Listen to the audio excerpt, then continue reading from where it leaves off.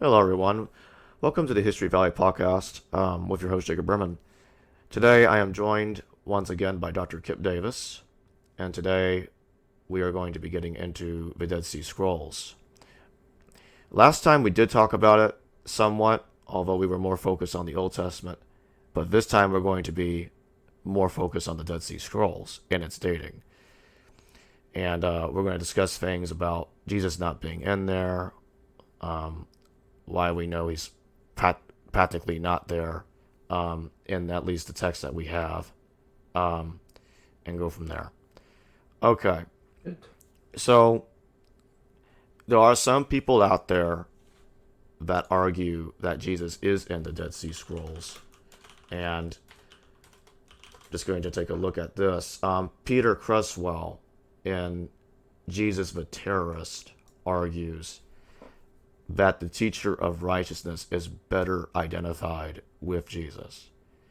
There's another author, Christopher Lawson, and he also believes that Jesus is better identified with the teacher of righteousness, while Professor Robert Eisenman says that James is the righteous teacher Mm-hmm. instead. Now, I looked at the Damascus document, and I saw that it says that the righteous teacher established a community. That's what I read. Yep. 390 years after Nebuchadnezzar destroyed the temple, plus 20 years in the wilderness. So that's about 410 years.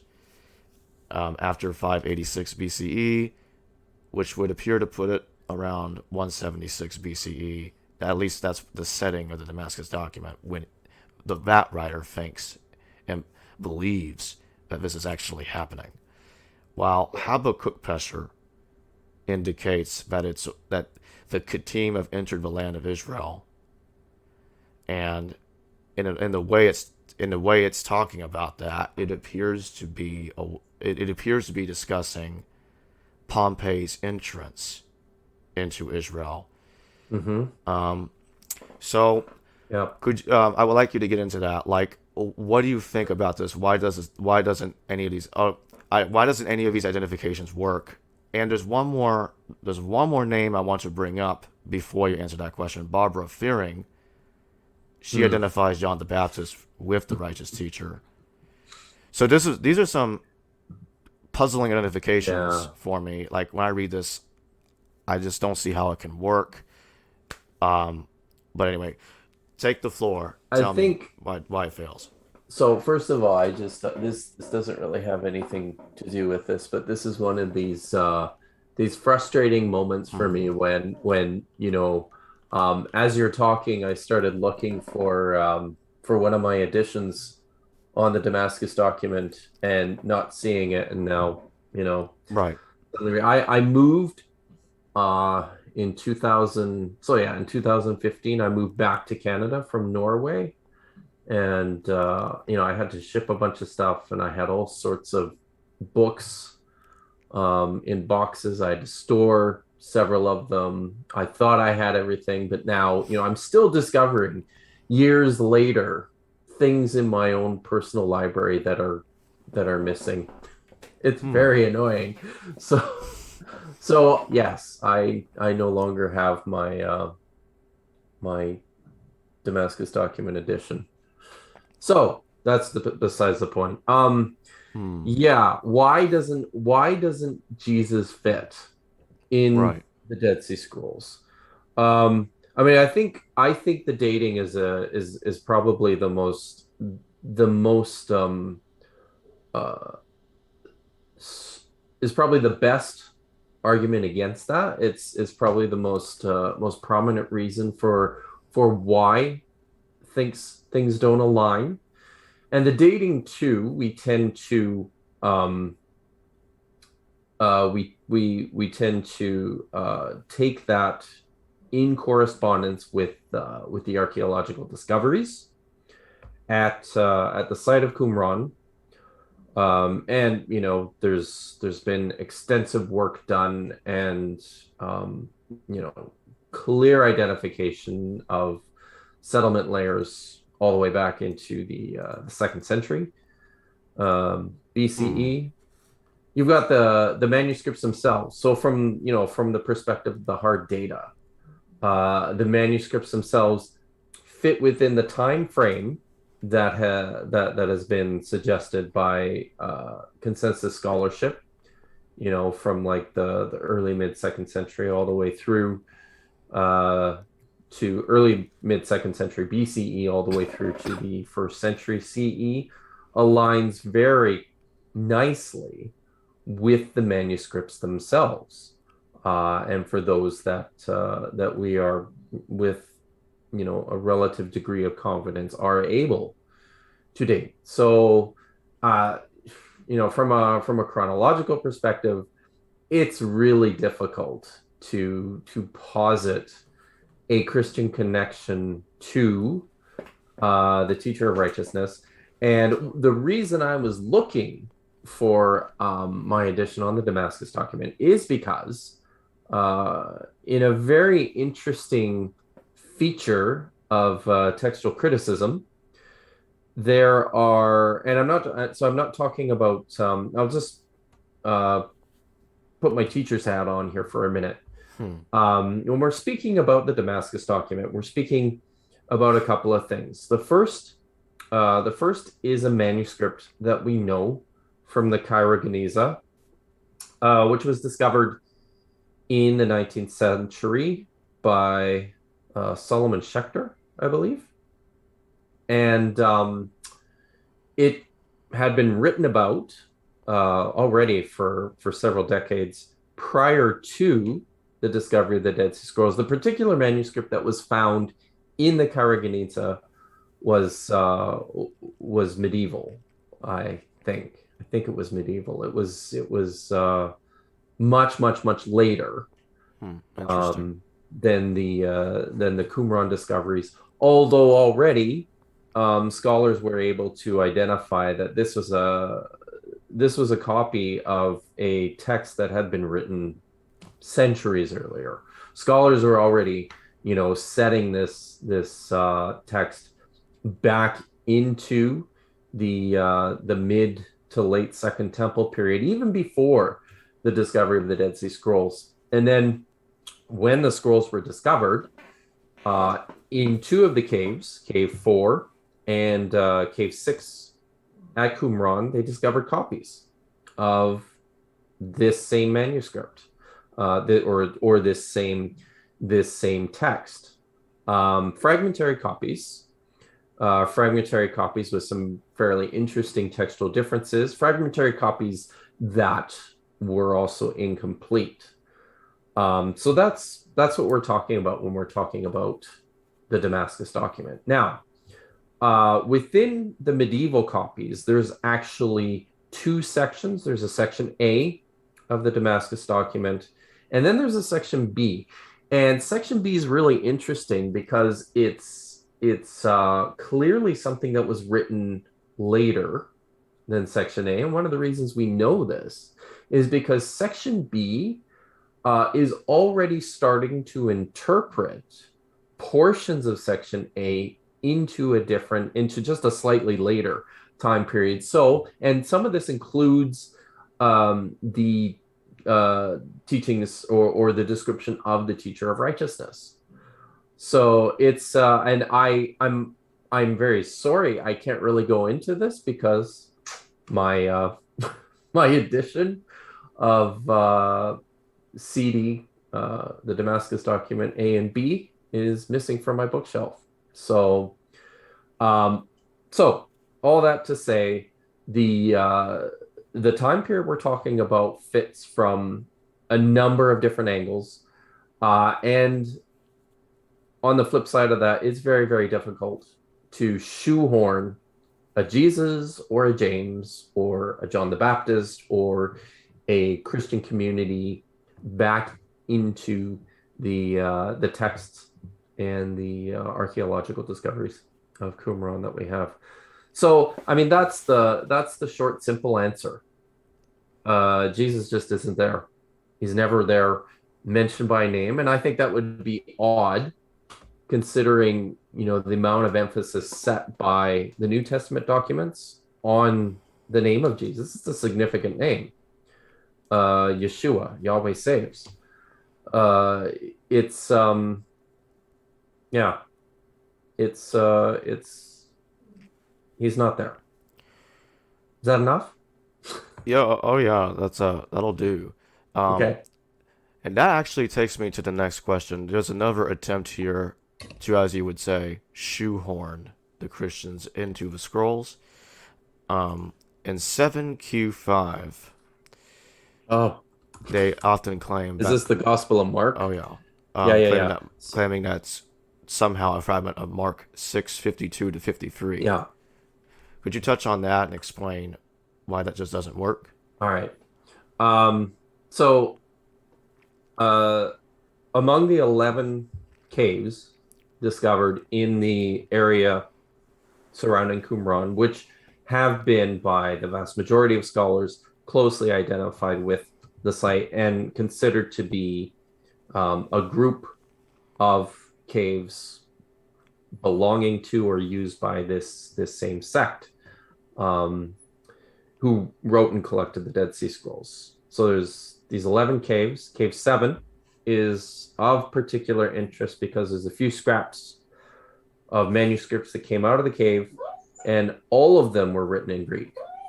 So, and it is, I believe, it is the only cave to yield any Greek manuscripts. I could be wrong about that, but off the top of my head, I think it's exclusively Greek, and it comprises the entire corpus of Greek literature discovered at the Dead Sea Scrolls.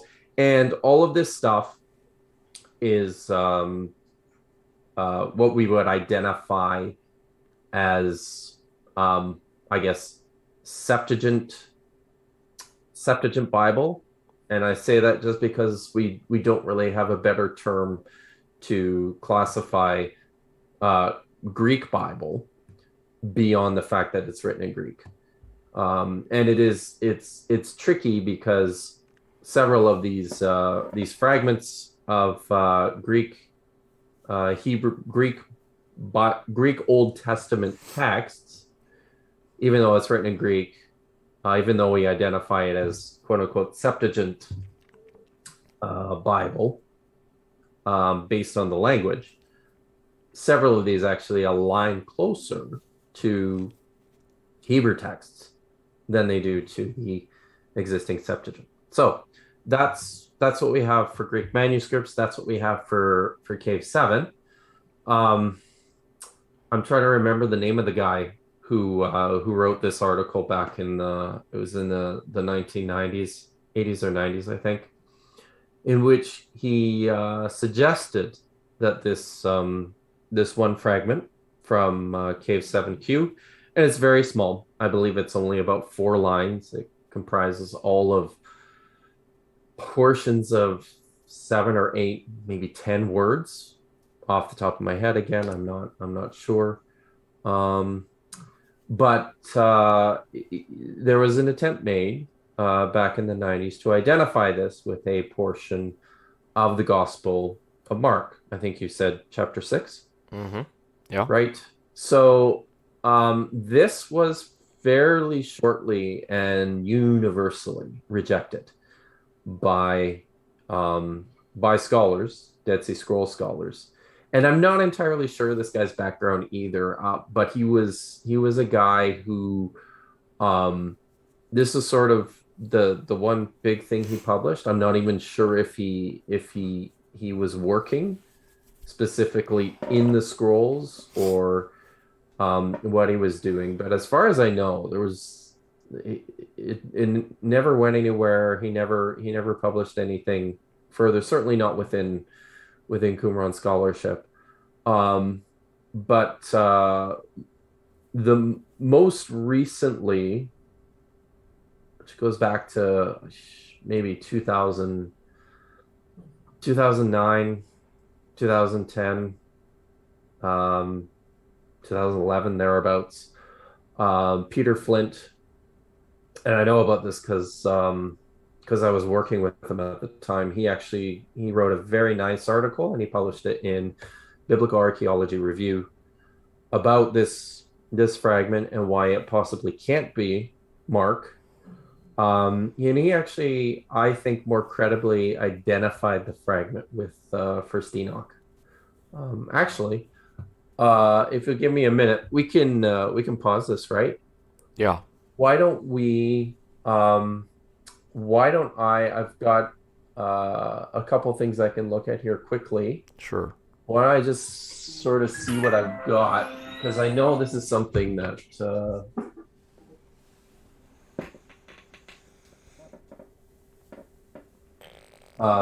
sorry, just checking my phone.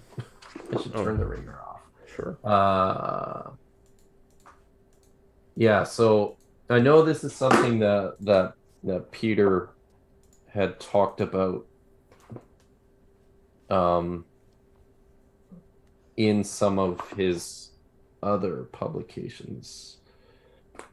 Theoring, John Allegro. So, do you have this one? I don't.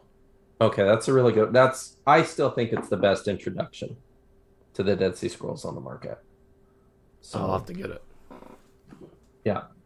So, like he's got a whole chapter in here on where the New Testament scrolls found at Qumran. There it is. Okay. All right. So, let's oh wow. So he's got several pages in here on this. Cool. So all right. Yeah, we can start recording again. So okay, so well, I guess we never stopped, did we? Anyways, so I just pulled this off my shelf. This is the Meaning of the Dead Sea Scrolls, written by Peter Flint and James Vanderkam. In my opinion, still the best introduction to the Dead Sea Scrolls on the market. And he's got a whole chapter in here on the New Testament and the Dead Sea Scrolls, and he discusses this incident where what's his name? O'Callaghan proposed that this fragment from Cave 7 contain the Gospel of Mark. So I'm just going to read here. He's actually got a little table. It's not going to come through your camera, but it shows the the extant text according to O'Callaghan and how he's reconstructed it compared to Mark's Gospel. I'll just read here. For many years, most scholars were quite mystified about the Greek fragments from Cave 7 at Qumran. O'Callaghan found few followers for his thesis. In 2000, the German scholar Stefan Enste even devoted an entire book to whether 7Q5, that's the manuscript that O'Callaghan identified, on whether 7Q5 contains text from Mark 6:52 to 53, and concluded it does not. Karsten Peter Thiede, however, embraced O'Callaghan's identification of several pieces from Cave 7 as containing text from the Gospel of the Epistles. Most remained unconvinced, however, not only because of the challenges this theory posed to traditional views on the formation of the New Testament, but also because of the flimsy evidence on which it was based. To identify New Testament writings in tiny fragments such as 7Q6 to 10 and 7Q15 seems speculative at best. O'Callaghan's transcription of the larger fragment 5 has also been questioned, with some scholars offering different readings for certain lines. Graham Stanton lays out two varying transcriptions of the surviving Greek letters. It should be noted that 7Q5 is one of the larger fragments from Cave 7. So, and there's a picture of it there. So that's one of the larger ones, and this is the fragment on which this whole theory is essentially founded. That's their smoking gun. With a grand total of 5 complete words preserved, none of which is distinctive Identifying the fragments 7Q 3 to 18 is a formidable task indeed. Although many scholars have agreed what texts these fragments do not contain, it has proved a great challenge to say what they do contain. And this is an important point here. None of the distinctive, uh, none of the words on the fragments are distinctive or identifying. And what he means by that is they're like just general run of the mill words. There's a pronoun, tone, which means there. There's a kai, which is the word for and. Um, there's possibly thesan, which means boat. That's all that's there. And to work from, these very basic, common types of words and to reconstruct an entire text from there is really, really grasping at straws. You need a lot more to do that kind of work. Does that make sense? Yeah. Okay. I'm just going to put this back. So, but I believe um, Peter made a more compelling case that this was a fragment from the text of First Enoch, but even there would hold that opinion very, very loosely, just again because there's so little actual material there upon which to construct a plausible case for anything, Right. except for the plausible case that this definitely did not contain the Gospel of Mark. There are other attempts to link early Christian communities to the scrolls by looking at the 40 years in the Damascus document. I think the 40 years is also mentioned in Psalms Pesher, because it talks about, all right, so 40 years before this, the teacher died, and then it said something about, okay, the Gentiles are going to be defeated in 40 years or whatever, the Kittim,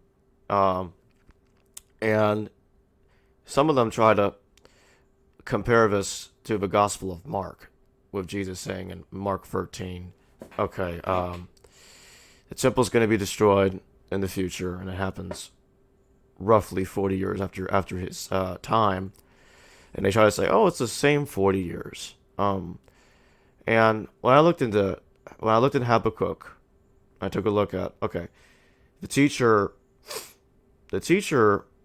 um,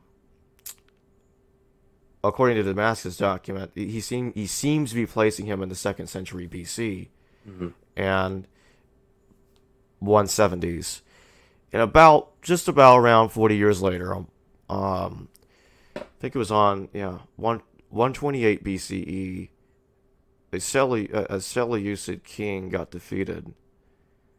Seleucid. Yeah, Seleucid. Yeah, a Seleucid king Yeah. got defeated, and I kind of thought to myself, well, I mean, that could easily be the 40 years instead of the 1st century thing. So It works better with the text.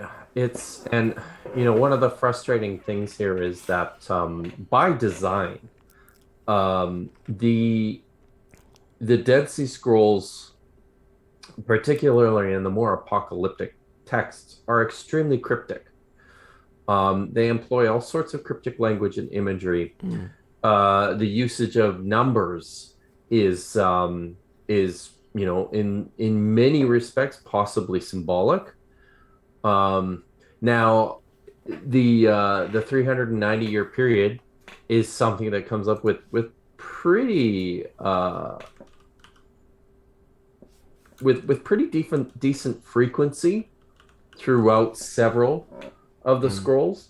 And I don't know if this is and I think this is something that can be debated whether or not there's a symbolism imported into this 390 years that affects a lot of the other writing at Qumran as a Mm. result of the the emergence of the teacher of righteousness in the early second century, or whether there is some significance to the 390 years that at the time sort of sets the whole movement into this eschatological fervor. Do you know what I mean? Yeah. So we just have to be really, really careful when it comes to how we understand the numbers, how we understand the ways in which they're constructing and reconstructing their own history. Um, I've often wondered about how well or how accurately um, these Jewish communities were able to even assess the passage of large periods of time like this. Like writing 400 years after the exile. There's not even a strong guarantee that they have uh, the numbers right beyond a ballpark, right? Because this is stuff, it's traditions that get passed down year after year, generation after generation. There's all sorts of rounding that goes on. I have real questions about the collation and about how they're assessing the past and how accurately they're even able to do this. So there's all this stuff has to go into the consideration of targeting dates, identifying them with specific historical events, and then even further attempting to shoehorn the Christian writings into something that is already really, really speculative. Mm. Yep. Um. Yeah. They take a look at text like 4Q171. That talks about very soon there will be no wicked man. I look where he was. He's not there. This refers to all the wicked at the end of the 40 years. When those years are completed, there will no longer be on the earth any wicked person. And that's the text that I was primarily talking about. And yeah, I think that pretty much addressed it. What you said, and it just 40 years. It's like it's reusing Old Testament thought Yeah, to explain a later event. yeah. But it's not. It doesn't necessarily mean, oh, it's 40, therefore it's talking about the first century. Anything that's 40 uh, in the scrolls is first century AD, and that never made any sense to me. This is actually one of the I don't know if you were aware of this, but this is the Psalms Pesher. Mm-hmm. Um, this is actually one of the Dead Sea Scrolls that was carbon dated. So not just paleographically dated, but carbon dated to looks like mid first century CE. But that's just an interesting aside.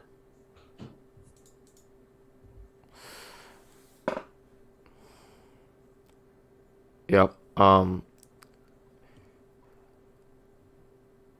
Now there's this other text. We discussed this last time, but I wanted to get in. I wanted to bring it up here again, because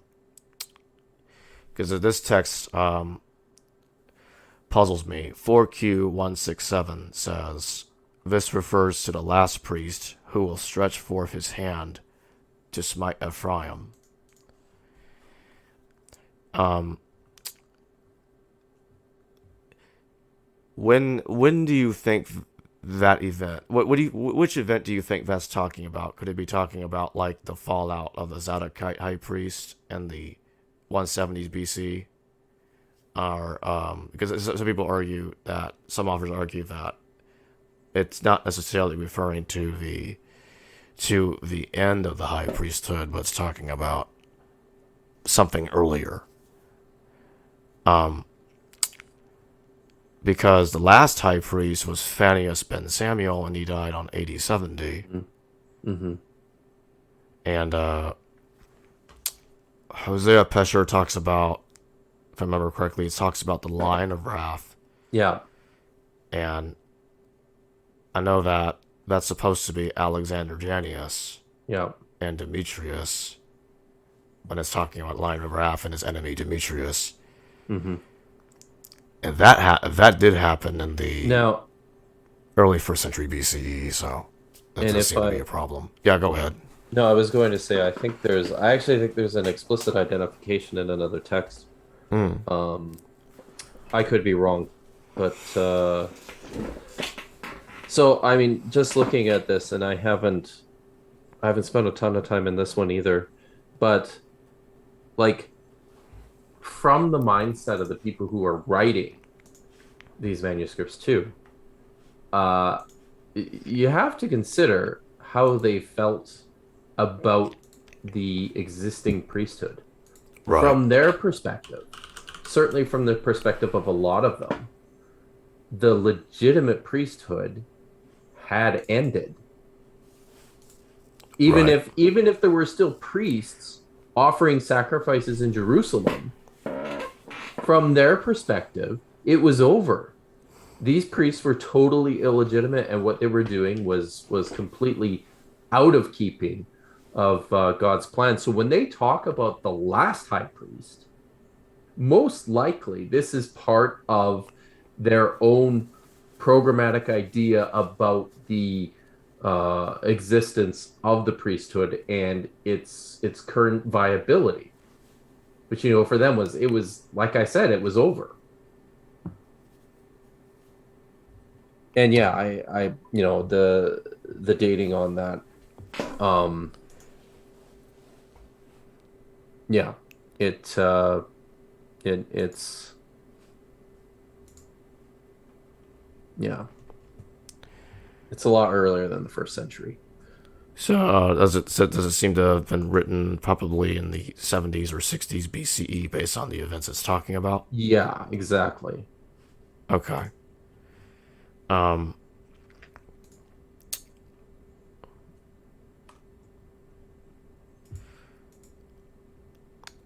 um, Text here, 4Q 213. If Oh, is my that that's one of the pseudo Daniels, I think, isn't it? I think so. It's if mighty kings come with many people and an army, horsemen, and many chariots with them, and if they seize the wealth of lands and nations, plundering everything in them, they still could not plunder the storehouses of wisdom, nor could they Oh, find its hidden riches. sorry, I was wrong. This is Aramaic Levi. Ah, that would it be likely to interpret this as if it were referring to Pompey's entrance? Uh, when was that? Was that 60? 60 something BCE. Yeah, no, I would say so. No, um, Earlier? it's got to be earlier Okay. because Aramaic. So Aramaic Levi, we have several copies, Mm-hmm. and it's it's a and as a rule too, uh, what seems to be happening with regards to the collection, um, there's a lot of Hebrew texts. There's quite a few Aramaic texts, and the types of Aramaic texts that they have in their possession, and when scholars sort of look at them as a group, they all appear to be, generally speaking, from an earlier period, likely pre-formative. And what I mean by that is that this is stuff that people brought in with them to the community at the community's founding, that it kind of came out of a movement which had a lot of this Aramaic literature. And all the Aramaic literature is sort of in the stream of the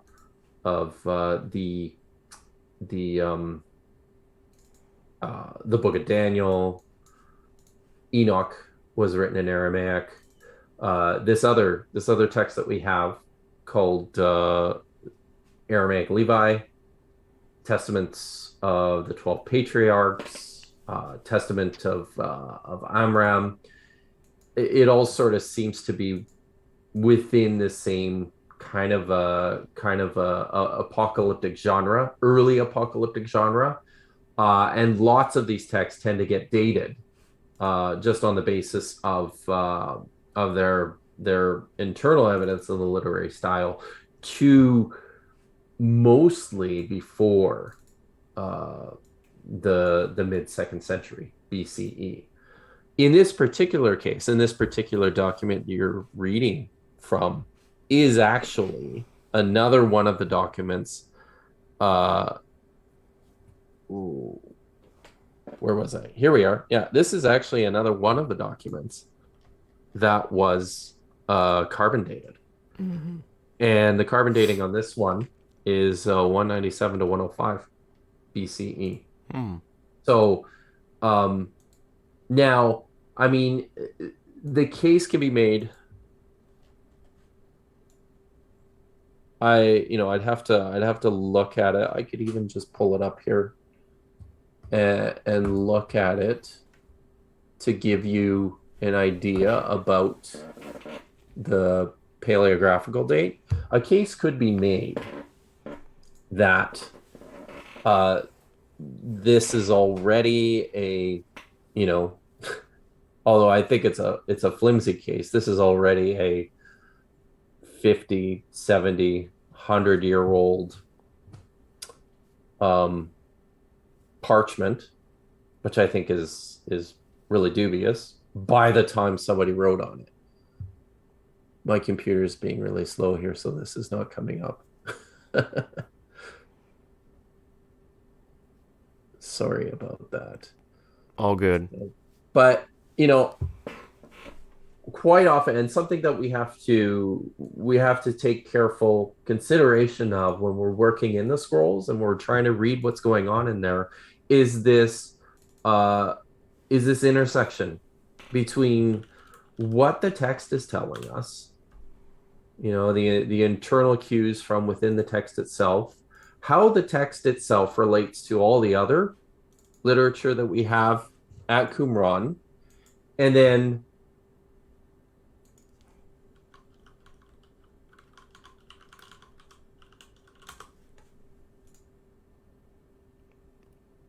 Hello?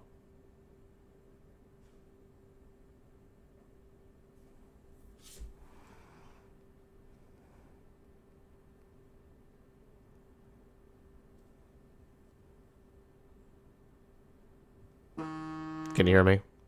I can hear you now. Yeah, It says my internet connection is unstable. Oh. Can you hold on a second? I actually Sure. have a call I need to take here, okay? Yeah.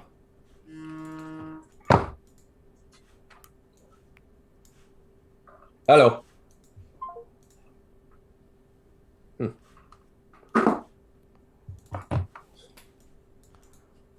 Well, that was fast. It might ring again. It was my son. And quite often when he'll call and I'll answer and he'll hang up, I think it's accidental. But just a sec.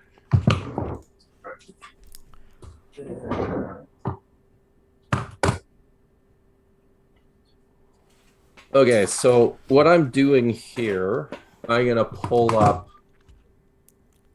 this manuscript. I don't know how much of what I said before we got cut off you caught, but I was saying that we have to weigh all these factors into consideration when we're reading this literature and trying to understand what's going on. The internal cues, what the text is saying about what's happening and about itself. We have to read it within the larger corpus. How does this fit within all the other literature that we have in the Dead Sea Scrolls. If it's an Aramaic text, how does it fit with the other Aramaic texts that we have at Qumran?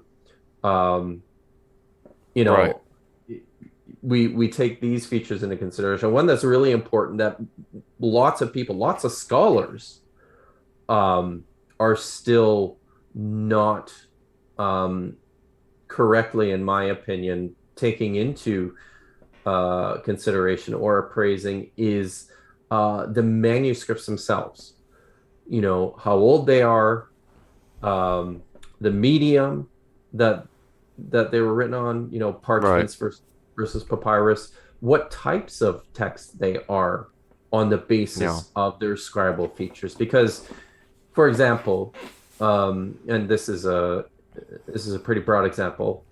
Um, we classify manuscripts at Qumran on the basis the largest category is biblical manuscripts versus non-biblical manuscripts, and within the so-called biblical manuscripts, this is everything that contains text of Hebrew Bible and just text of Hebrew Bible.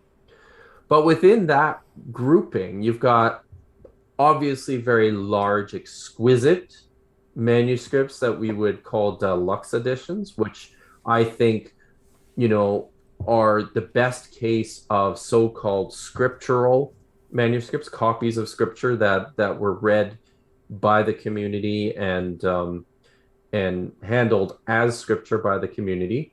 Right. Uh, but then you also have, small little manuscripts of only a few lines, obviously weren't large like these great big ones. um Obviously were not written for the same purposes.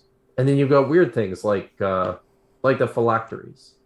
There's dozens of phylacteries that were discovered at Qumran, and some even still within like the little wooden box, which is pretty wild. Um, but what do you do with these? Are these biblical manuscripts? It depends on what you mean by that, right? Right. So all that to say, scribal features matter a lot. And this is one of the factors that we need to take into consideration when we are assessing these texts. So I'm just what I'm doing here is I'm going to pull up some pictures of this manuscript, this Aramaic Levi document, to try and get a sense of the age of the script. And right away, just looking at this, it looks to me like this is probably am I at maximum magnification? Yes, I am.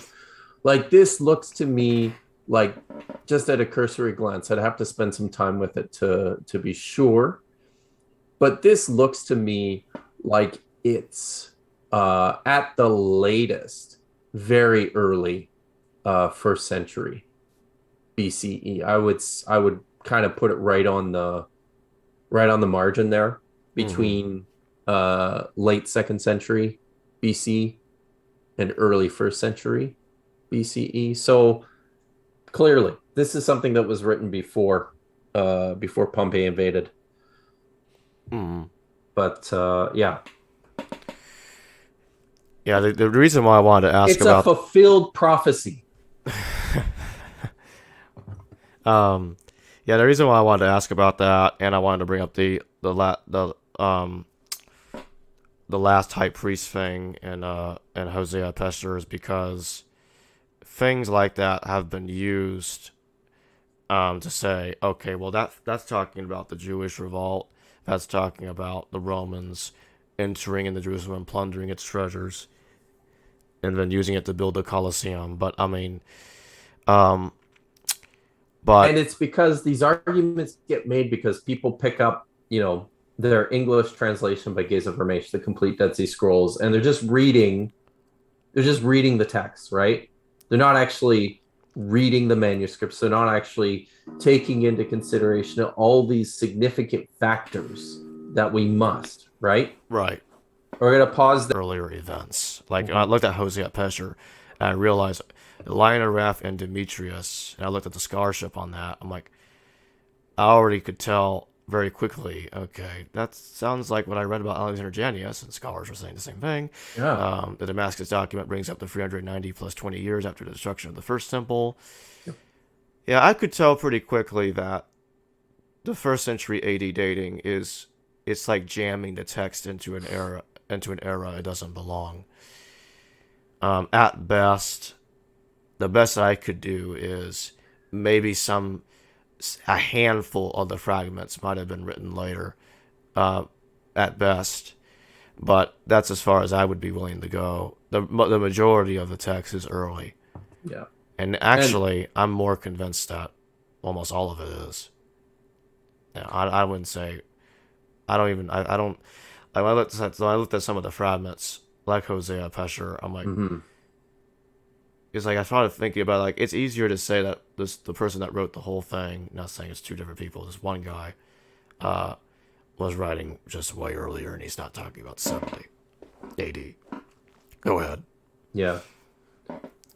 No, these are the reasons why any kind of connection to you know, to early Christianity have been pretty resoundingly dismissed by uh, a consensus of the scholars who are working um, exclusively within the Dead Sea Scrolls, within, Second Temple Jewish literature. Right. So I mean, scholarly consensus isn't everything. I'm aware of that. Right. And I'm not, but I really do encourage people to think hard and carefully about reasons why, uh, the consensus, why scholars will come to consensus conclusions like this. And sure, I mean, yeah, there's always the chance that the consensus is wrong. But until someone can demonstrate that and make a convincing case for it that gets some traction, it's almost certainly um it's almost certainly wrong. Right. And the consensus on the Dead Sea Scrolls on Qumran's scholarship, I think it seems to be pretty airtight. With the practically no problems with it, and which is unlike the scholarship on the New Testament, which is even though there's a consensus on the New Testament, sort of, there's also a growing division in there, Mm-hmm. and like so many different opinions on there, it's a mess. Um, Yeah, I mean, yeah, like the kinds of discussions that we're having, yeah, the kinds of discussions that I'm involved in are things like what is scripture? What does it mean to the people who wrote and collected the Dead Sea Scrolls? How do we identify it? Um, and then, uh, what do we exclude from that? What was their own self-understanding within their own time period? Um, and there's lively debate about the actual site at Qumran. What was it? If this was a site controlled by the Essenes, populated by the Essenes, was it like a monastery? Was it a place where people would come out and live there? Was it a more of a retreat center where people would come and spend time there and leave? Um, how closely was the literature and the site connected to a larger Essene movement described by Josephus or by Pliny? Like these are all the kinds of questions that scholarship is dealing with right now. And another one, I think maybe along the lines of the more controversial um, lines of inquiry have to do with, you know, we have 11 caves filled with 11 caves containing texts. What's the relationship of all these caves to each other? How confident are we that all the caves belong in one way or another to this community, right? What was that relationship? How many of these caves have possibly been, accidentally identified with Qumran when maybe it's not related? The cave containing the Greek fragments, the tiny little Greek fragments, there's really nothing within the fragments that were discovered themselves, which identifies it with Qumran, with the movement at large. The only, as far as I'm aware, the only feature that continues to connect it to Qumran is its proximity. The cave itself is quite close to the archaeological site. So more than likely, it's filled with manuscripts who belong to somebody who read Greek, who, you know, was at this site. But even that's something that we're scratching our heads and puzzling over, right? Yeah.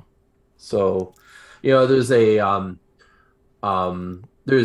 there's uh a growing discussion. There's a mounting discussion about certainly cave 1 and possibly cave 11 as, identifying these as something of an ancient Ganesha, as opposed to, a quote unquote library, right? So yeah, these are the kinds of things that we're scrapping about. This is our text here. 4Q525. It says, "Do not abandon your portion to strangers or your allotment to foreigners." Um, could this possibly be referring to first century BCE Herodian control of Israel, or perhaps earlier, to a corrupt priesthood, people not maintaining a bloodline, a pure bloodline, and could this be criticizing any of that? I'm just looking because this is not a text I know really well either. Okay. 525. Yeah. 4Q525. Yeah. I'm just looking it up. Oops. Not that one. There we go. Oh, okay. Yeah. Um, okay, this is the Beatitudes manuscript. And you're wondering if we can identify it with the Herodians? Or the I'm just wondering, does it fit better in the second century BCE, or does it fit better in the first century BCE? That's what I'm curious about. that's, and honestly that's a question that again, because some of these things, some of the ways in which the language works and Right. the way in which the writers write, it's so malleable that you could probably make good cases for setting it in a variety of time periods, Ah.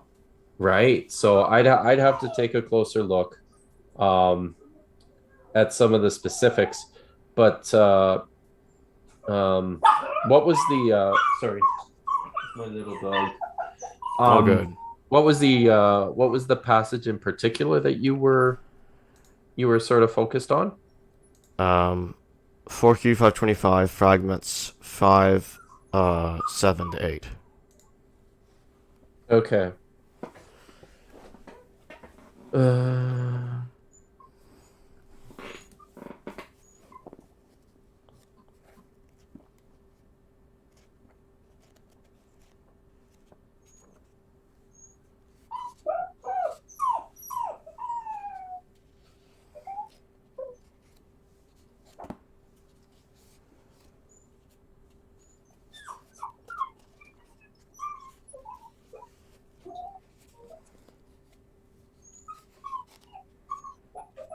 Sorry, 5, 6 to 7, did you say?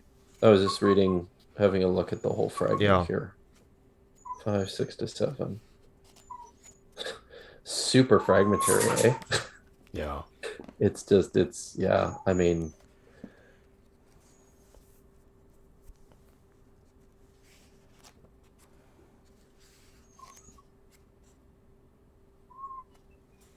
those who seek with a heart of wickedness.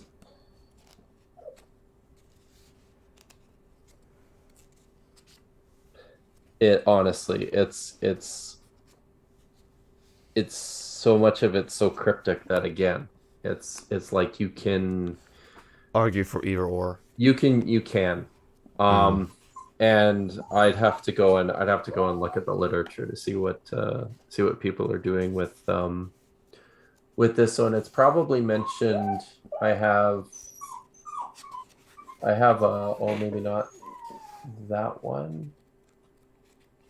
Oh yeah, I have let's see.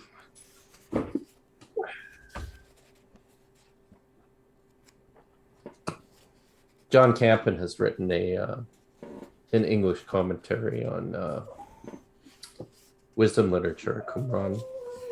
Mm-hmm. And yes, he has beatitudes in here. 7. Let's see what he says.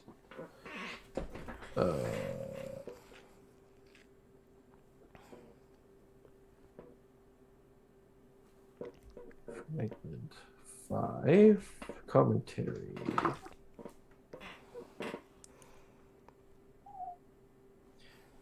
Yeah, so this is his translation. Now, sons, I'm just for the whole fragment, right? Starting at line 5, where there's a little bit more of it left. And now, sons, listen to me.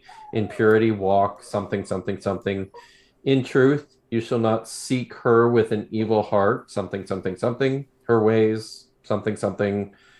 You shall not seek her with a deceitful heart and with statutes, something. You shall not abandon to strangers your portion, nor your lot to foreigners. For the wise, something, something, they will give insight with sweetness. Those who fear God will keep her ways, and they will walk in something, something, her statutes.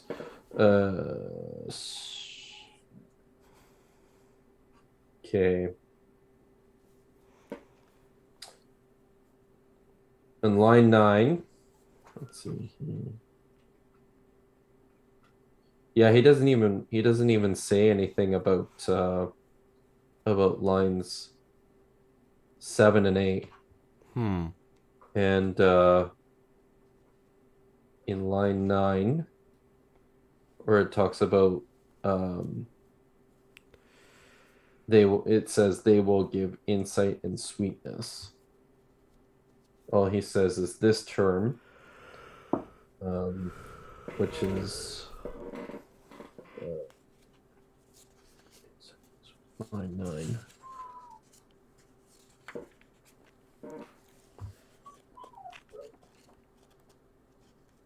So this term, matok, which it translates as sweetness, he says, rare in both biblical Hebrew and in the Qumran materials, applies to speech, perhaps meaning eloquence. One of the terms that applies to fellow members of the sect in the community rule and the Damascus document, which is kind of interesting. So,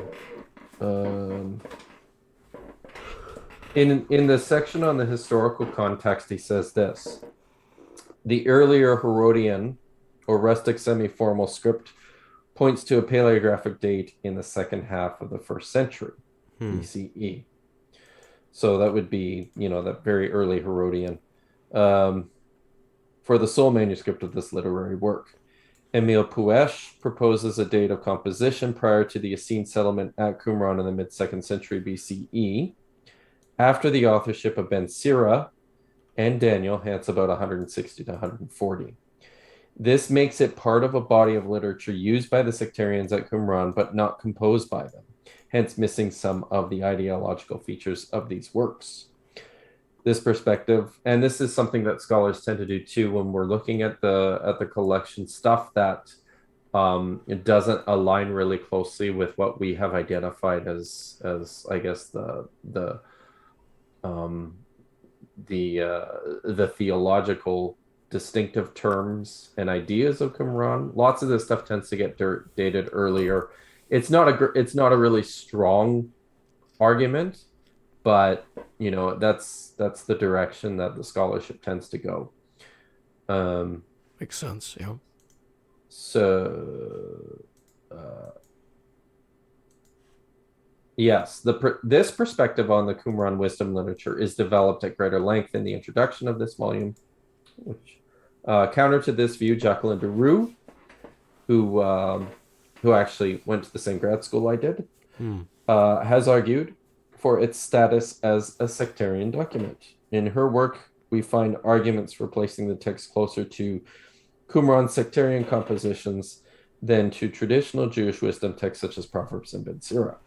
The evidence cited in support of her hypothesis could be used to support the viewpoint of Puesh, since we do find similarities to sectarian texts in orthography, vocabulary, and teachings. While we can identify connections with the sectarian text, there are no definitive sectarian indicators to mark the text as being of sectarian provenance. So basically, all that to say, it's a wisdom text and most comfortably fits in the 2nd century BCE, bears some similarities to other wisdom texts like Ben Sira, like from the period, like Ben Sira, like Daniel, but probably not quote unquote sectarian or identified with the movement itself that established themselves at Qumran, although that's uncertain. So yeah, makes I'm sense. just gonna put this back.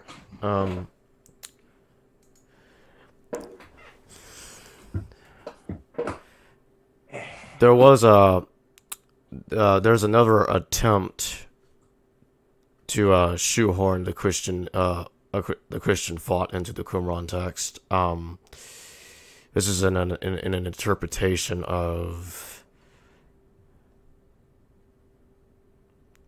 Let me see.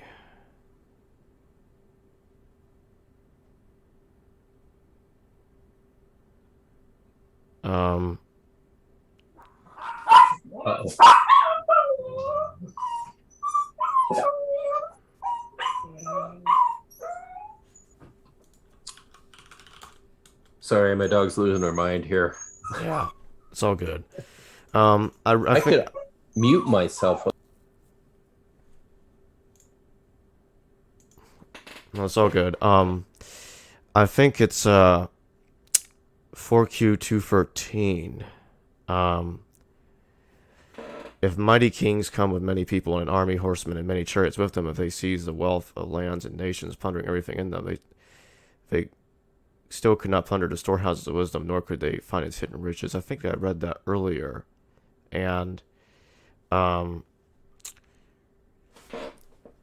there's been an argument for a correlation with that, with Matthew 6:19-21, about do not store up for yourselves treasures on earth, and where moths and vermin destroy, and where thieves break in and steal, but store up for yourselves treasures in heaven, where moths and vermin do not destroy, and where thieves do not break in and steal. For where your treasure is, there your heart will be also. Is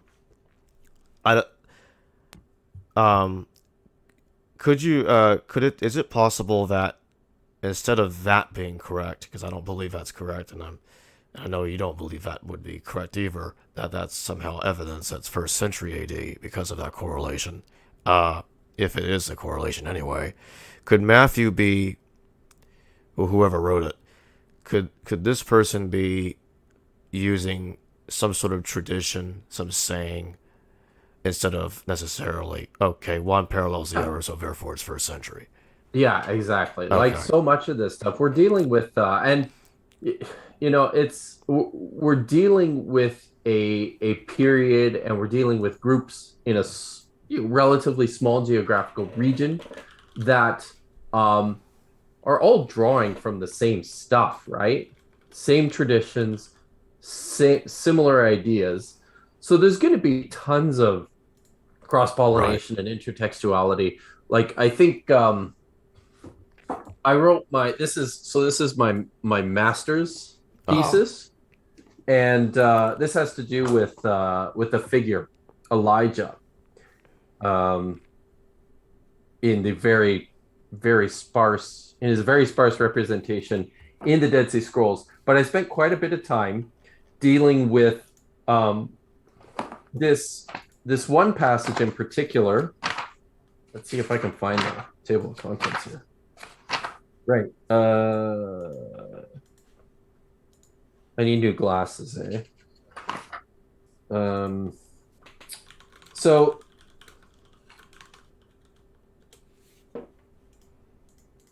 I deal with this whole question about messianic expectation, Right. connected to the prophet Elijah, and then also in the usage of like Luke's usage of Isaiah 35 and 61 applied to the ministry of Jesus, which is also used by like another fragment in the Dead Sea Scrolls.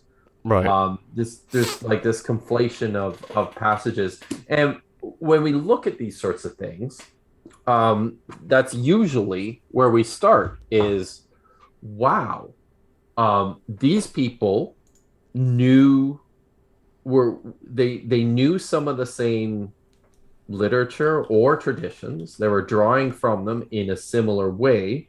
Doesn't mean that we identify one group with the other, because you know there's lots and lots of different Jewish sectarian groups. We probably just are barely scratching the surface on how much we know about this.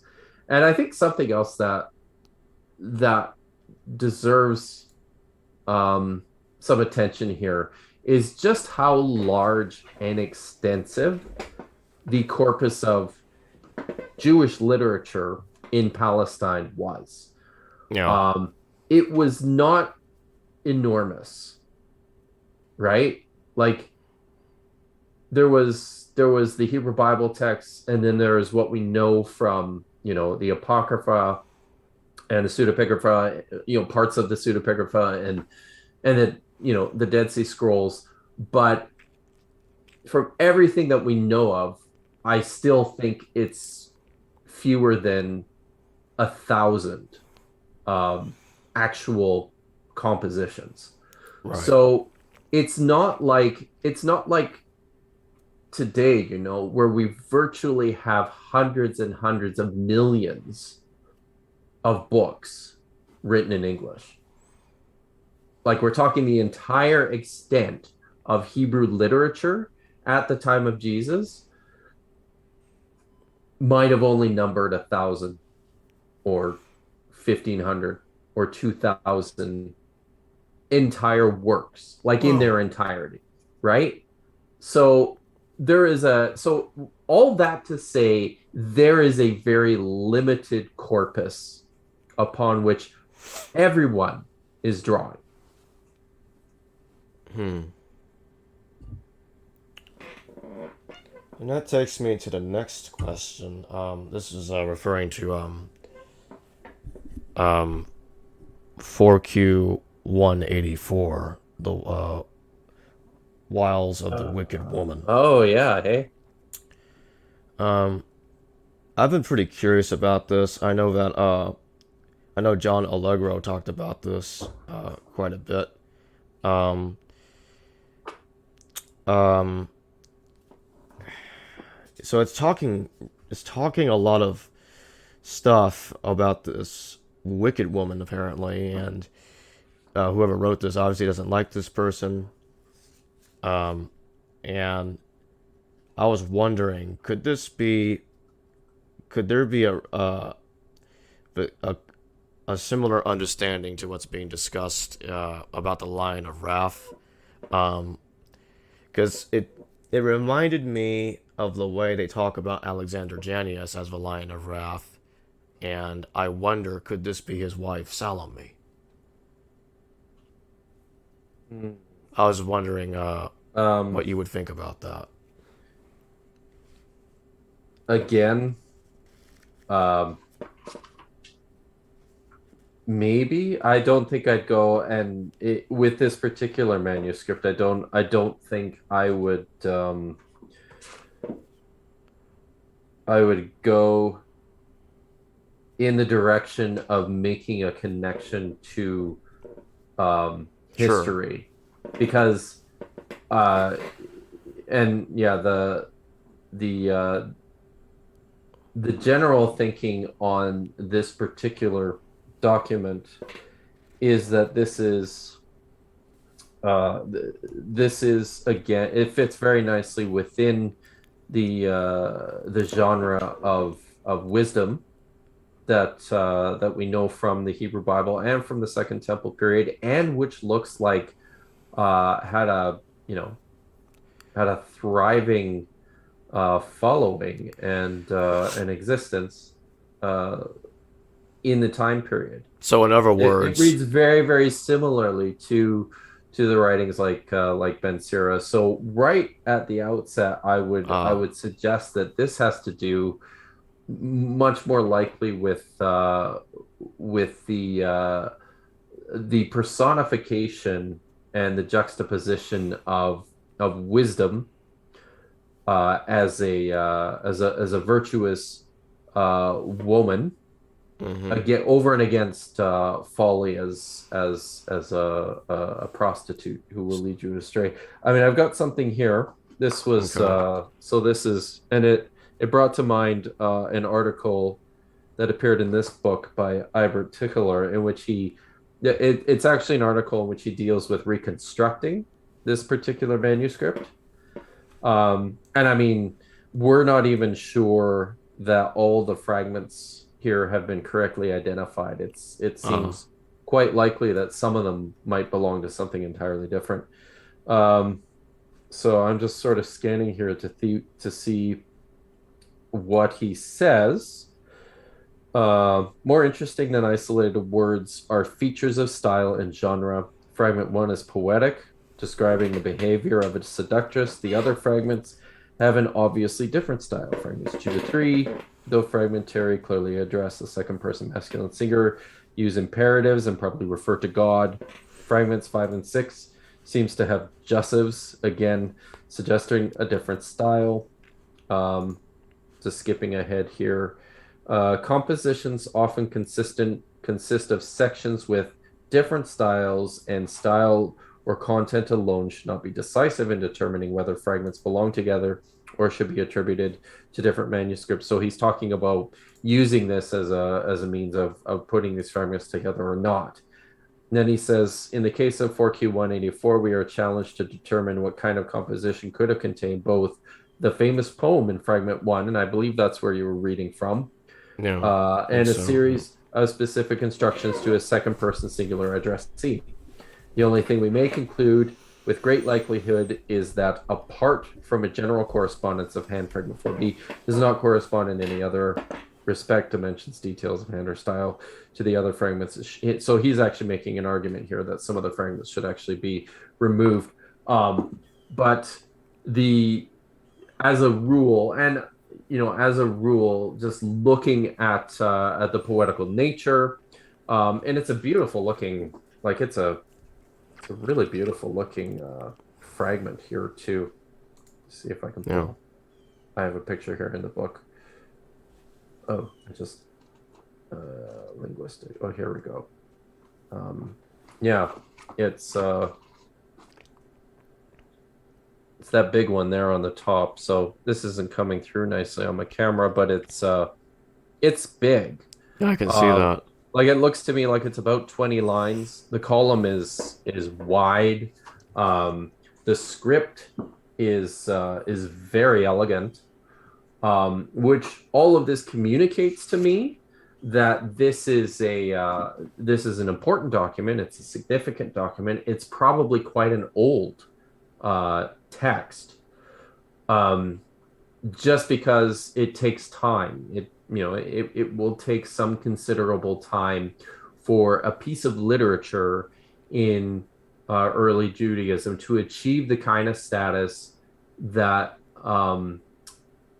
that warrants a public presentation or warrants the scribal care that's clearly been, you know, um, put into this particular document. So, yeah, all that to say, I think going in the direction of attempting to connect the features of this text with individuals or parts of history is probably the wrong way to go. And it's one of those things too, because of how malleable these things tend to be. You're going to struggle. I mean, yes, you're going to struggle to make a clear positive identification, just because it's one of those things where, sure, it could be with reference to Siloam, but there's nothing there's nothing definitive enough Nothing there concrete. to isolate her, right? Right. So So that's it's yeah. So so. With that being said, it's more like a parable. it's wisdom literature. You know. Yeah, it's and this is very very popular Mm-hmm. in the period, and Ben Sira does this too, where you take the features of wise living versus foolishness, and of good instruction versus um, um, uh, poor behavior, and you personify these, and you anthropomorphize all this stuff into the figure of, you know, a wise, virtuous woman over and against uh, the wicked woman. Proverbs Yes, I'm off the top of my recording. head, right? Off the top of my head, right? Uh, I think it's Proverbs chapter 8, chapter 9 is doing exactly the same thing. I think you see in Proverbs chapter 3. You know, there's uh, Proverbs chapter it's the last proverb, Proverbs chapter Yeah. 31, I think, or 32. The parable of King Lemuel's mother, I think it's his mother, is considered by scholars to be like an extrapolation in this type of genre, where the features of what makes a wise woman are the features of what makes wise living. So yeah, this is it's a generic feature. Understood. I'm looking at here on page 258 of your work on the Apocryphon of Jeremiah. Oh, hey. Um, Let yeah, me grab it. there's something here that you said that I wanted to bring up here. Okay. And you were talking about 4Q 387 2 3 to 5, and it says, "And I will abandon the land in the hand of the angels of Mastema." That's the moat. Yeah. "And will hide my face from Israel." We are talking about 4Q390, or are we It says here 4Q 258? 387. Oh yeah, okay. It's pretty close to it, yeah. Um,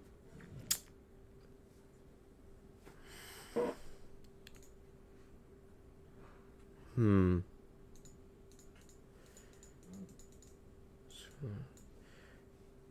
You do bring up 4Q 390 in the same page. Mm-hmm. Now, um, you bring up in the footnotes something to do with Jesus' rejection of purity. Mm-hmm. Um, so that gets me to two questions. What does Jesus' purity or rejection of purity have to do with this? And is this event referring to the Seleucid conflicts in the with the Israelites in the second century BC, or does this better fit the Pompey annexation of Israel in the 60s BCE? When it, or is it a So, parable?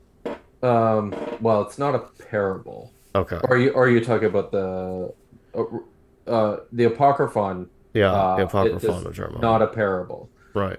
So it's I've called it an historical pastiche, Right. or a type of a type of an apocalypse. Ah. Um, so now it's difficult because there is some cross-pollination um, between wisdom texts and traditions and apocalyptic literature, especially. So you can get some aspects and elements within the text that sound similar, Yeah. sound like Yeah. parables. I'm just trying to orient myself to what the hell I'm trying to say here. Um, so I think so. Yeah, in this note, I'll read the note itself. This perspective of the land, yeah, may be analogous to Jesus' rejection of purity. And where's note 73? Okay, yeah. So this is from the body of the text. This rather negative appraisal of the land may also have implicitly confirmed the prominent concern for life in the diaspora that embraced a more international outlook. The land was no longer sacred, but is rather emptied of the divine presence that once distinguished it from among the nations. Sacred space, in this respect, was greatly expanded to ensure that the practice and survival of Judaism in the diaspora was more practically realized. So basically, what I'm arguing here, and in terms of what period this better fits with, I mean, for a, I think I argued for a mid second century Mm-hmm. dating of at least what I've identified as like layer one of the Apocryphon. And one of the key arguments within my book itself, I'll show everyone because it's there it is. Um, One of the key arguments in my book itself had to do with um, the uh, the relationship between what I call the Apocryphon of Jeremiah C, which exists in manuscripts 4Q85A, 4Q87, 4Q88A, and 4Q89, and Mm. this other manuscript 4Q390, which I agree with a number of scholars, is not copy of the same text, but is actually a later development of what's going on in this Apocryphon of Jeremiah. So it's a development. It's Ah. this tracking the same history. It's tracking what happened in the Antiochian crisis. Well, it's tracking actually what happened from the period of the exile up to the Antiochian crisis, and then a little bit beyond that. But then setting it into a different sort of outlook, and I would say a later outlook. So there's some different concerns taking place in 4Q390. Now, what you picked up on there in this text, I have to go back to the page number again. It's 258, right? Mm-hmm. Yeah. So Yeah. what I'm suggesting here is that, and my belief is that the Apocryphon of Jeremiah was written in the diaspora outside of Palestine, and one of the key features of the Apocryphon itself is its understanding of the land as no longer uh, as no longer sacred and special. There's lots of references within the text to, the land being desolate, the temple having been destroyed, and there's no clear evidence that it's been replaced. Um, so there's this implicit idea that there's nothing particularly special or sacred about Palestine, about Jerusalem, that we here in the diaspora can't also feature within our own religious expression. So that's kind of like that's and for that reason, um, there's sort of this compared to certainly a number of other texts from Qumran, which seem to really feature the sacredness of the land and the requirements of atonement for the land. There's a handful of texts which seem to suggest that the absolute obliteration of the enemies of Israel, which the writers of the Dead Sea Scrolls or a number of the Dead Sea Scrolls understood to be, limited to just their movement, to their understanding and expression of Judaism. In their estimation, uh, it was required that everybody else be obliterated just as a means to purify the land and to make it sacred and holy again. It's pretty grim. Um, but this is sort of a contrary view to that, a counter reaction. And I've suggested here, and I would have to go back and read it again because it's been a long time.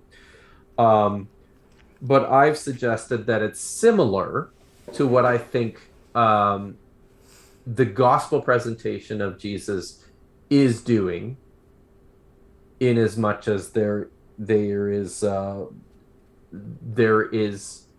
internationalizing flavor that's not just restricted to Palestine proper, right? And I see it too. I mean, it's also this is also a feature, I think, within the apocryphal book of Baruch, which is similar in a lot of respects to the apocryphon of Jeremiah, not in terms of it's not an apocalyptic text like the apocryphon of Jeremiah, but I think they come from the same place. Baruch is much more a wisdom text, but it's a primary feature of Baruch is again this internationalizing feature of how to be a Jew living in the diaspora. And one of the strategies for dealing with that is to de-emphasize the significance and the importance of the land, of the temple. So that's all that to say that's what I think is happening in there. And I don't think you can make any. There's not a lot you can do in terms of dating just from that particular argument. I have other reasons for thinking that it dates prior to the first century. But I'm not. I have to. I've forgotten half of what I wrote in there, so I have to go back and look again and see exactly what I was doing. So, yeah. And that takes me to the next thing here. This is definitely something I'm itching to ask you about. Okay. How much longer do you want to go here? We can stop after I talk about this text, as I know Okay. we're about to be an I'm hour and 30 minutes in here. Yeah, But it's been a good video. it is. Yeah, This has been fun. yeah, it certainly has been. Here's another attempt of shoehorning Jesus into the text. Yeah, there's been an argument that a vision of the Son of God, 4Q246, could possibly be talking about Jesus. Because it talks about in column 2 about somebody, apparently he will be called the Son of God. They will call him the sons of the Most High. But like the meteors that you saw in your vision, so will be their kingdoms. They will reign only a few years over the land, while people trample people and nation tramples nation. Just curious to see your thoughts on that.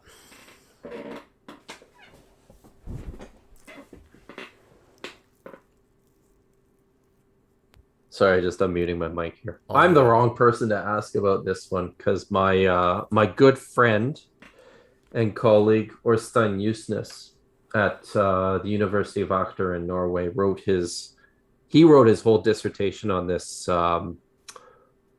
manuscript. I don't believe it was published, but yeah, Oh, he's the guy to ask. So but what so I guess your question is, or what you're most curious about, because this is a big deal where connections have been made to Jesus on the basis of the distinction of this cosmic figure within, and this is an Aramaic text, mm-hmm. within this Aramaic text, um, which it makes mention of this cosmic figure, Yeah, this Son of God. Um, yeah, uh, Baradi El, uh, Uvar Eliom, uh, Yukrana. So, um, let me just pause here because I'm sure, like, it's something. Even though I can't speak authoritatively on it, like my friend Orstein, um, I could probably pull up something which does touch on it. sure. So just give me a second here. Yeah, See what I can take your time. find.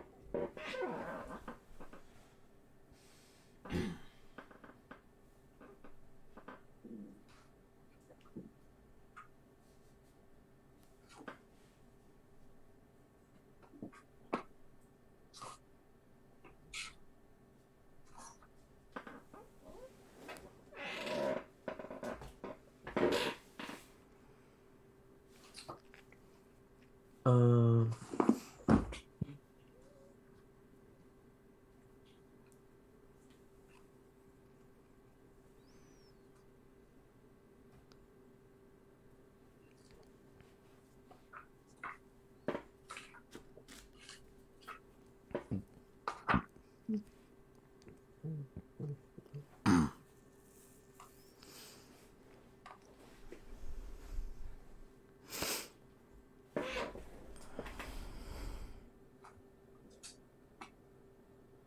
two,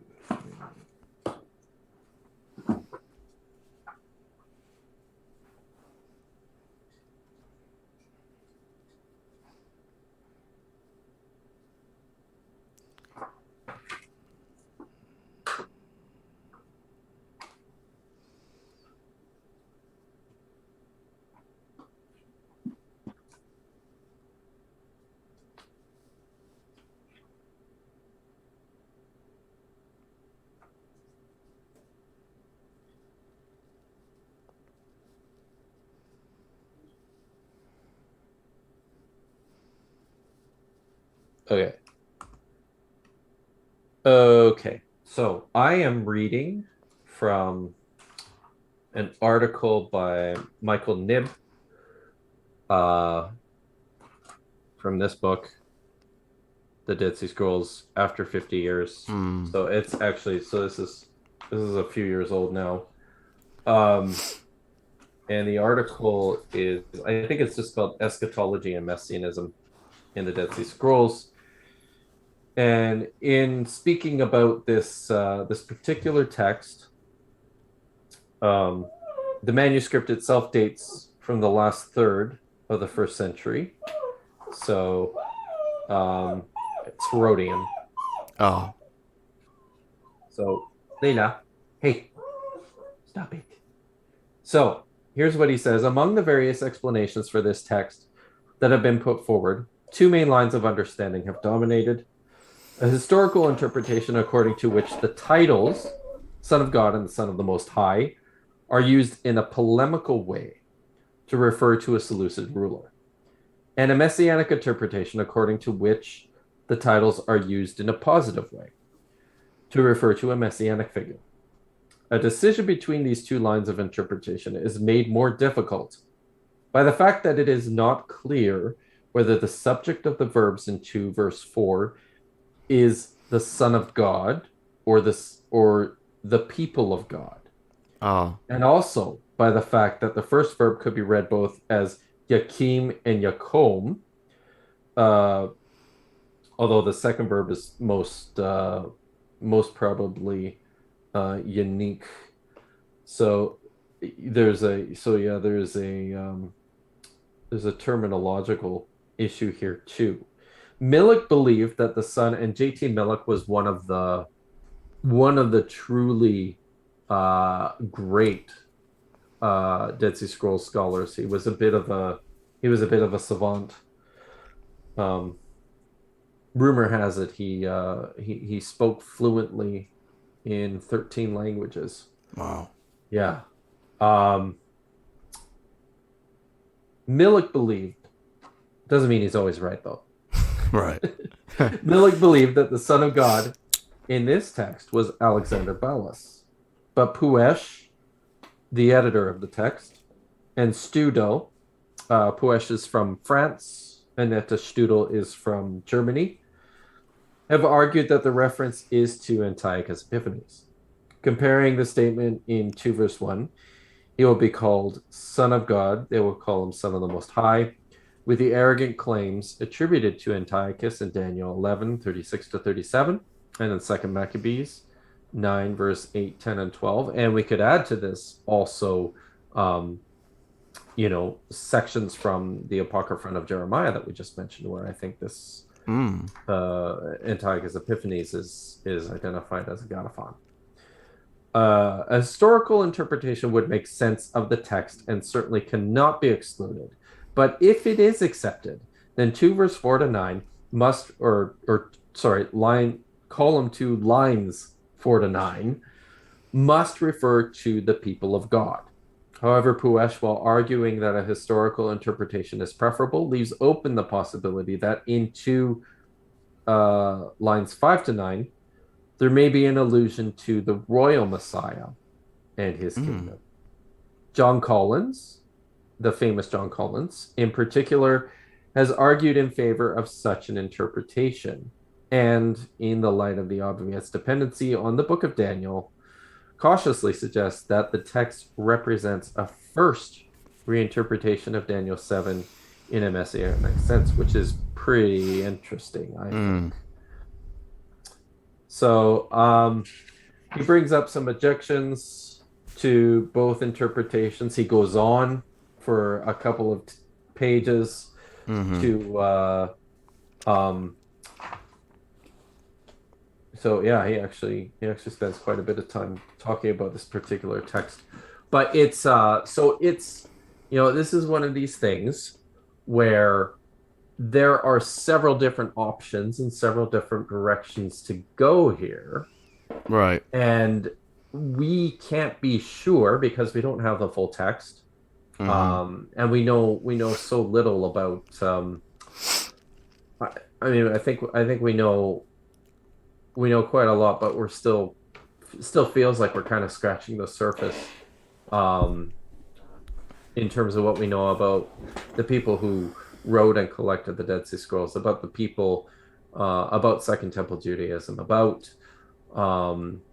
what was happening in the imagination of individual sects relative to what was taking place in the region. So all that to say, this is a particularly attractive text just because of this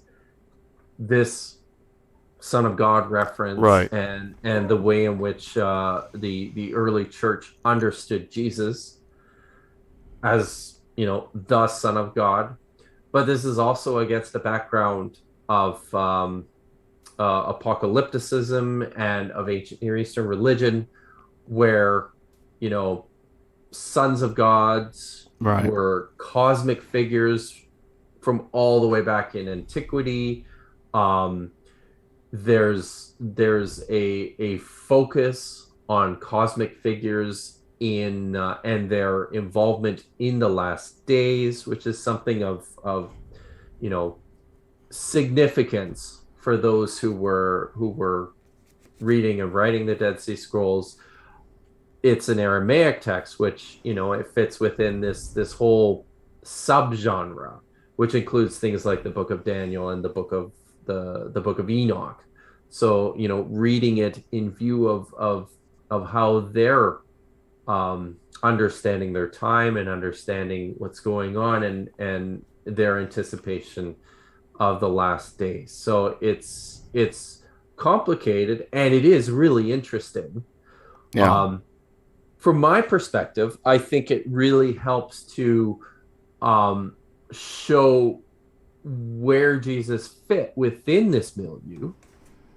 Um, you Right. know, the Son of God motif that was drawn out by the gospel writers, it's playing on all sorts of things. It's playing on um, some of these ideas and these traditions that are circulating around and floating around.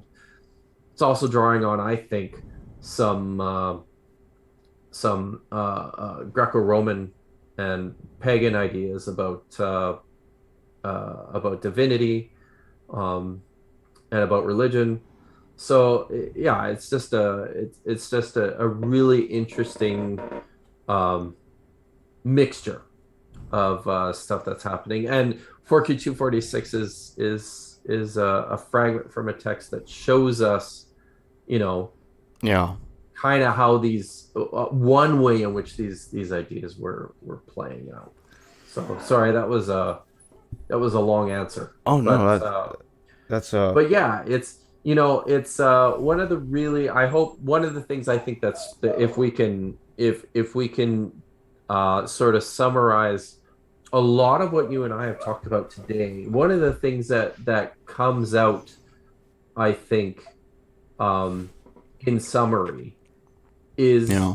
just how complex a lot of this is, and just how Right. many holes within the text, within the period there are, and you know, you pair that with the way that apocalyptic literature was written, and it Right. makes it really really tough to speak about um, specific events and specific figures within history Right. relative to what's taking place in the text, and even pinpointing um, what should be simpler things like what period of time is this text speaking of. Yeah. So yeah, but this has been fun. Yeah. I've enjoyed this, and I'm afraid Yeah. I'm gonna have to cut it now because I Oh got yeah. some other It stuff to do.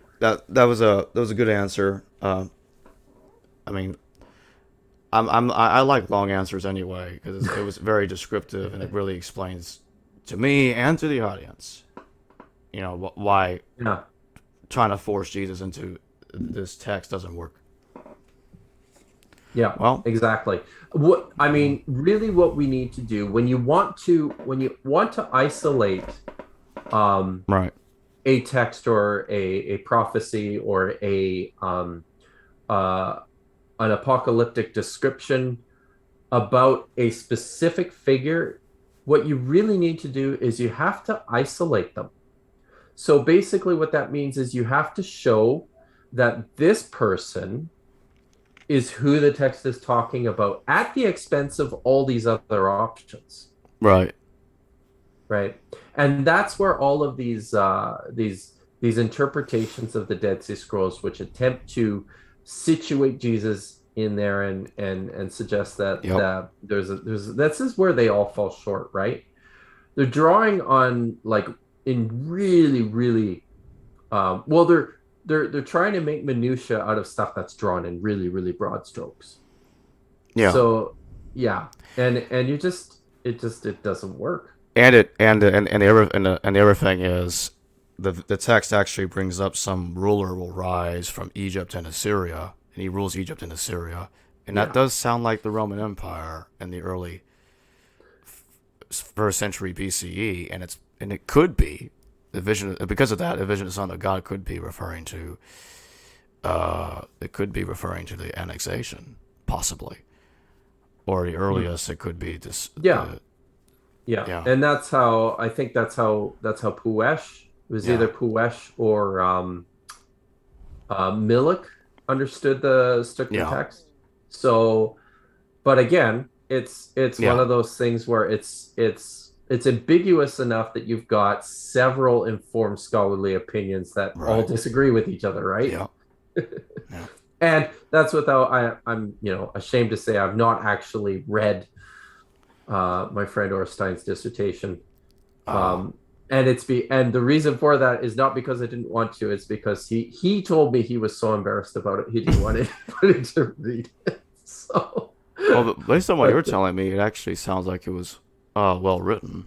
I'm sure it was. I'm sure it was. Yeah. Orstein's great, but it's he's a very very self-effacing fellow, and his interest in he's done quite a bit. Most of his stuff most recently, the stuff that has been published all has to do with the 20th 21st century forgeries. Uh, Um, he teaches some Bible, and he teaches other religions courses, and has actually written quite a few very good books on mindfulness. So it's kind of, for him, it's kind of like, you know, he knows the scrolls really well. He's legitimately a scroll scholar, but for him, I think it's a lot at this point, it's more of a hobby mm. than anything. So he's got other stuff that he's doing. So, And anyways. I am enjoying your Apocrypha of Jeremiah. Oh, good. Yeah. Thank you. I am happy. I can add you to the list of people who are actually reading the book. It's a it's a very small list, but I am thrilled about it. Yeah. Thanks. No problem. And thank you for joining me today. You bet. We should You bet. eventually get together again. Um, yeah. Yeah. Yeah, no, this is fun. And I'd like Yeah. to I was wondering if like you had suggested you wanted to talk about dating.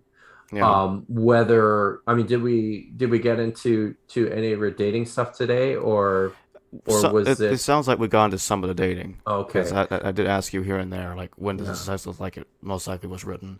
Yeah. So, and I think it'd be good to if you wanted to continue in that vein, we should probably spend some time unpacking, ways, methods that Sure. scholars state texts, and using them together. The internal dating versus what we identify as external sources of dating, some of the more concrete scientific methods of dating the texts, and yeah, problems and challenges with them all. Sure. So Yeah, that'll be for next time. sure. How the Dead Sea Scrolls is dated. That sounds like that's going to be a good video. No, Yeah. yeah, that's a fun one, and that's getting right into my wheelhouse Yeah.